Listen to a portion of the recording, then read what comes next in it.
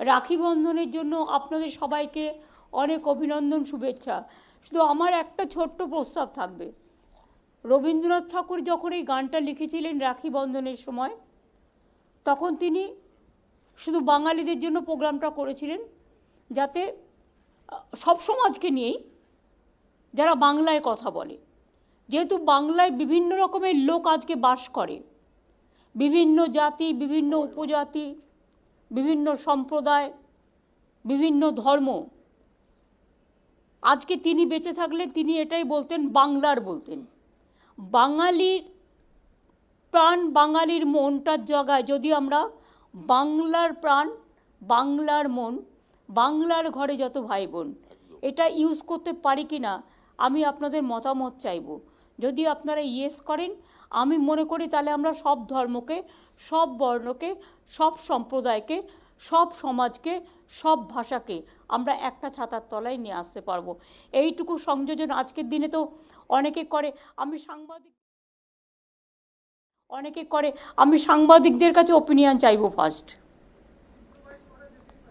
এইটুকু কি আমরা অ্যাডজাস্ট করতে পারি? দেবাশিস দা, বক্সিদা একটুখানি সরবেন। দিদি, হ্যাঁ, এ ব্যাপারে স্বয়ং রবীন্দ্রনাথের একটা মতামত আছে। হ্যাঁ, কি আছে? যখন কে.এল. সাইগাল আমি তোমায় যত শুনিয়েছিলাম গান, এই গানটি যখন ফিল্মে গেয়েছিলেন, তখন কিছু সমালোচক খোদ রবীন্দ্রনাথ ঠাকুরের কাছে গেছিলেন, যে রবীন্দ্রনাথ লিখেছিলেন, এইটুকু মোর শুধু রইল অভিমান, কবি কবি শব্দটা লিখেছিলেন, কিন্তু রোম্যান্টিক সিচুয়েশনে কবি শব্দটা যাচ্ছিল না। তখন ফিল্ম যিনি করেছিলেন, পরিচালক, চেঞ্জ করে দিয়েছিলেন। তো অনেকে গিয়ে রবীন্দ্রনাথকে বলেন যে আপনার গান শব্দ বদলে দিয়েছে। তো রবীন্দ্রনাথ বলেছিলেন, শব্দটা বদলে যদি প্রাসঙ্গিকতা ঠিক থাকে এবং আরো বেশি লোকের কাছে পৌঁছয়, তাহলে শব্দ বদলে ঠিক কাজ করেছে, গানের মানে তো বদলায়নি। তো আমরা তো তার সেই বার্তাটা না, আমি বলছি শুধু বাঙালি না বলে না, বাংলা। আমরা তো এটা রবীন্দ্রসঙ্গীত হিসেবে করছি না, আমরা তো এটা রাজ্যের একটা সঙ্গীত হিসেবে করছি।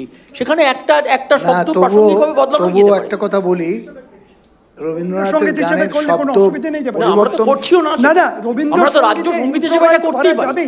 যাই বলো, শব্দ বদলের কোনো অসুবিধা নেই। অবশ্যই এটা রবীন্দ্রসঙ্গীত এবং অবশ্যই ইম্প্রোভাইজ করা দরকার। না, আমরা তো এবং রবীন্দ্রসঙ্গীত এটা গাইবো না। বলা হলে আরো অনেক বাধা আছে বলে মনে হয় না কোনো বাধা আছে। অখিল ভারত হিন্দু মহাসভার পক্ষ থেকে আমরা বলতে চাইছি যে রবীন্দ্রনাথের সুর এবং তার সাথে বাদ্যযন্ত্র পরবর্তী সময় কিন্তু পরিবর্তিত হয়েছে। তা আমরা একসাথে চলতে গিয়ে যদি কিছু শব্দ একটুখানি সংযোজন করতে হয় বা পরিবর্তন করতে হয়, আমার মনে হয় রবি ঠাকুর ওপর থেকে আশীর্বাদ করবেন আমাদের মাননীয় মুখ্যমন্ত্রীকে এবং আমাদের সবাইকে। মানে যেহেতু তখন একটা ছিল শুধু একটা ভাষার উপরে, আজকে তো কিন্তু উনিই তো লিখেছিলেন নানা ভাষা, নানা মত, নানা পরিধান। এই যে এগুলো তো আমার স্বাধীনতা সংগ্রামে আমাদের স্বাধীনতা যোদ্ধারা লিখেছিলেন, যে নানা ভাষা, নানা মত, নানা পরিধান, বিবিধের মাঝে দেখো মিলন মহান।